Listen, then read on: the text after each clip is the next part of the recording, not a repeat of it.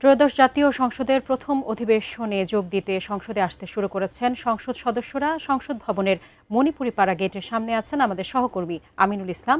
বিস্তারিত জানতে সরাসরি যুক্ত হচ্ছি তার সঙ্গে।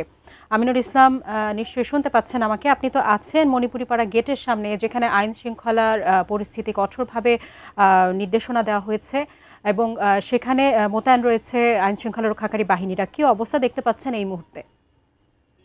সংসদে প্রবেশ করা শুরু করেছেন। আমরা দেখছি যে বিশেষ করে এই সংসদে যেহেতু বিএনপির সংসদ সদস্যরা সংখ্যাগরিষ্ঠ আসন নিয়ে তারা সংসদে প্রতিনিধিত্ব করতে যাচ্ছেন, তাদের সংসদ সদস্য বেশি এবং তারা অনেক দিন পরে জাতীয় সংসদে তাদের প্রতিনিধিত্ব করছেন এবং সেই কারণে বেশ উৎফুল্ল এবং জাতীয় সংসদের তাদের যে দীর্ঘদিন পরে সংসদের তাদের প্রাণবন্ত উপস্থিতি নিয়ে আমরা দেখতে পাচ্ছি আজকের প্রথম অধিবেশনে যোগ দিতে। এবং সেই যোগ দিতে ইতিমধ্যেই সংসদ সদস্যরা তারা ভিতরে প্রবেশ করছেন, কারণ আর 1 ঘন্টা পরই সংসদের অধিবেশন শুরু হচ্ছে। তো বেলা 11টায় সংসদ অধিবেশন শুরু হওয়ার কথা রয়েছে এবং এবারের সংসদে কিন্তু একটু ভিন্নতা রয়েছে বলা চলে। স্বাধীনতার পরে এর আগে যে প্রথম যে সংসদটি বসেছিল তারপরে যতগুলো সংসদ হয়েছে বিগত সময়ে তার থেকে ভিন্ন আঙ্গিকে এই সংসদ বসতে যাচ্ছে, কারণ এই সংসদের প্রথম অধিবেশনে কোনো স্পিকার থাকছেন না। এর আগের সব সংসদগুলোতে বিগত যে স্পিকার অথবা ডেপুটি স্পিকার থাকেন তিনি প্রতিনিধিত্ব করে থাকেন। তবে আজকে সংসদে ভিন্ন প্রেক্ষাপটে, যেহেতু বিগত সংসদের স্পিকার তিনি পদত্যাগ করেছিলেন এবং ডেপুটি স্পিকার কারাগারে রয়েছেন, সেই কারণে এই সংসদে স্পিকার ডেপুটি স্পিকার বিগত সরকার বা সংসদের স্পিকার ডেপুটি স্পিকার তারা কেউ সভাপতিত্ব করছেন না। সংসদের যে স্পিকারের জন্য যে আসন সেটিকে খালি রেখে সংসদ শুরু হচ্ছে এবং সেখানে প্রথমেই একজন সভাপতি নির্বাচন করা হবে স্পিকার ডেপুটি স্পিকার নির্বাচনের জন্য। তার আগ পর্যন্ত সেই যিনি সভাপতি তিনি সভাপতিত্ব করবেন। আমরা যে বিভিন্ন জায়গা থেকে যেটা জানতে পেরেছি, সেই সভাপতিত্ব করার সম্ভাবনা রয়েছে বিএনপির সিনিয়র সদস্য, স্থায়ী কমিটির 1 নম্বর সদস্য ডক্টর খন্দকার মোশাররফ হোসেন। তার নাম দলের সংসদীয় দলের নেতা, তিনি প্রস্তাব করবেন এবং তিনি সংসদে প্রথম সভাপতিত্ব করবেন। তারপরে স্পিকার ডেপুটি স্পিকার নির্বাচন করা হবে। স্পিকার ডেপুটি স্পিকার নির্বাচনের ক্ষেত্রে ইতিমধ্যেই এটি অনেকেরই আগ্রহের বিষয় যে আসলে কারা স্পিকার ডেপুটি স্পিকার হচ্ছেন, কে হচ্ছেন। যেহেতু এবারের সংসদে বিএনপি থেকে স্পিকার এবং ডেপুটি স্পিকার তারা সরকার দলীয় নিয়ম অনুযায়ী তারা স্পিকার ডেপুটি স্পিকার তাদের দলের পক্ষ থেকে দেওয়া হবে। তবে বিএনপির পক্ষ থেকে কিন্তু আহ্বান করা হয়েছিল ডেপুটি স্পিকার পদটি বিরোধী দলের কাছ থেকে, জামায়াতের কাছ থেকে বিরোধী দলের নাম চাওয়া হয়েছিল। তবে এখন পর্যন্ত বিরোধী রাজনৈতিক জোট জামায়াত ইসলামী, এনসিপি তাদের পক্ষ থেকে কোনো নাম দেওয়া হয়নি ডেপুটি স্পিকার পদের জন্য। যদি তারা নাম না দেন সেক্ষেত্রে তাদের বিএনপির দলের পক্ষ থেকেই স্পিকার ডেপুটি স্পিকারের মনোনয়ন করা হবে। তারপরে যদি আগে একটি যে আলোচনাটি ছিল ঐকমত্য কমিশনে যে আলোচনা হচ্ছিল জুলাই সনদের যে বিষয়টি শেষ ছিল যে 2 জন সংসদ সদস্য, সেই ক্ষেত্রে পরবর্তীতে আরেকজন ডেপুটি স্পিকার অন্তর্ভুক্ত হতে পারে। তার আগ পর্যন্ত যদি আজকে জামায়াত ইসলামী তাদের পক্ষ থেকে ডেপুটি স্পিকারের জন্য নাম মনোনয়ন না করেন, সেক্ষেত্রে বিএনপির পক্ষ থেকে স্পিকার এবং ডেপুটি স্পিকার নির্বাচন করা হবে। ইতিমধ্যেই স্পিকারের নামের ক্ষেত্রে আলোচনায় রয়েছেন সাবেক স্বরাষ্ট্র বাণিজ্যমন্ত্রী আলতাফ হোসেন চৌধুরী, যিনি পটুয়াখালী 1 আসন থেকে 3 বার সংসদ সদস্য নির্বাচিত হয়ে এই সংসদে এসেছেন এবং বিএনপির সিনিয়র ভাইস চেয়ারম্যান। এবং তার স্পিকারের ইতিমধ্যেই যেহেতু এটি ঘোষণা হয়নি, গতকালকে বিএনপির সংসদীয় কার্যনির্বাহী কমিটির বৈঠকে এই স্পিকার নির্বাচনের দায়িত্বটি দলের প্রধান সংসদ নেতা প্রধানমন্ত্রী তারেক রহমান তাকে বিএনপির সংসদীয় যে বোর্ড তার উপরে সেই দায়িত্বটি ন্যস্ত করেছেন।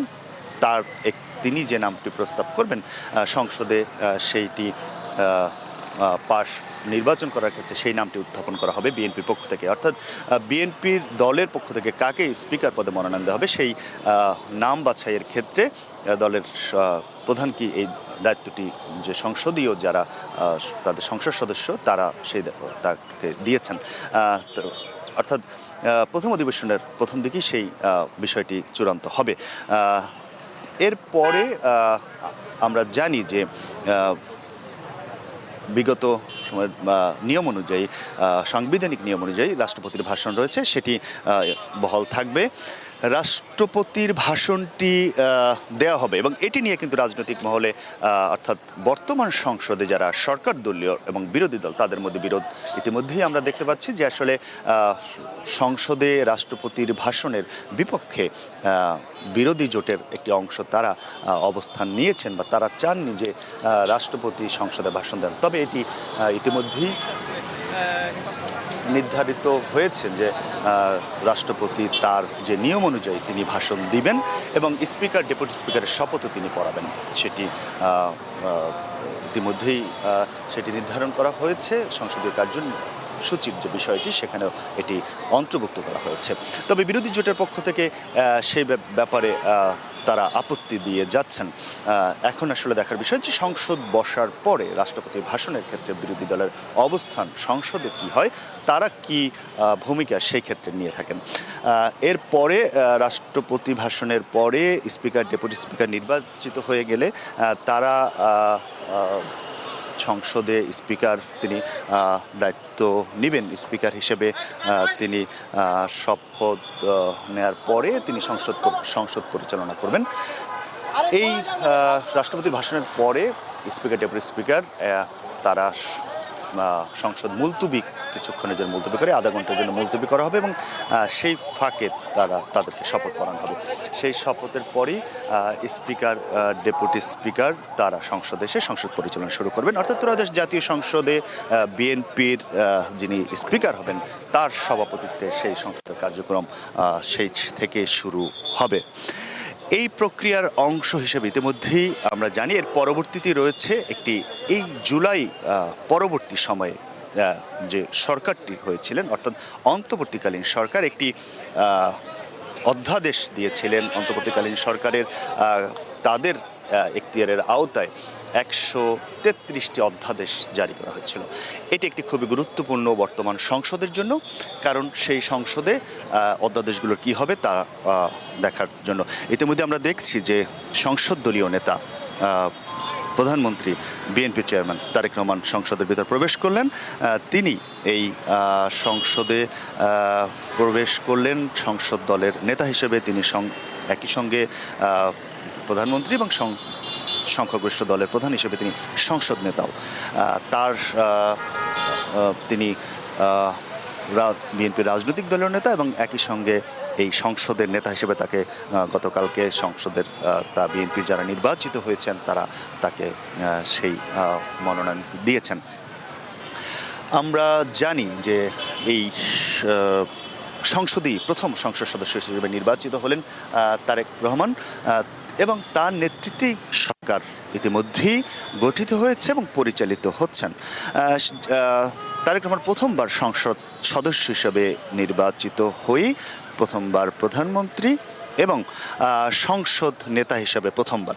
অনেকগুলো প্রথমকে সাথে নিয়ে বিএনপি চেয়ারম্যান তারেক রহমান এই সংসদে প্রবেশ করলেন, সংসদের নেতৃত্ব দিচ্ছেন। সংসদে তার দল অনেক দিন পরে এই সংসদে তারা সংখ্যাগরিষ্ঠতা নিয়ে উপস্থিত হয়েছেন। সেই কারণে আসলে সংসদকে কার্যকর করার ক্ষেত্রে মানুষের যেমন প্রত্যাশা এবং তাদের মুখ থেকে আসলে সেটি তারা বলছেন যে সংসদকে কার্যকর করতে তারা বদ্ধপরিকর। এই শব্দটি তারা বেশ কয়েকবার ব্যবহার করেছেন।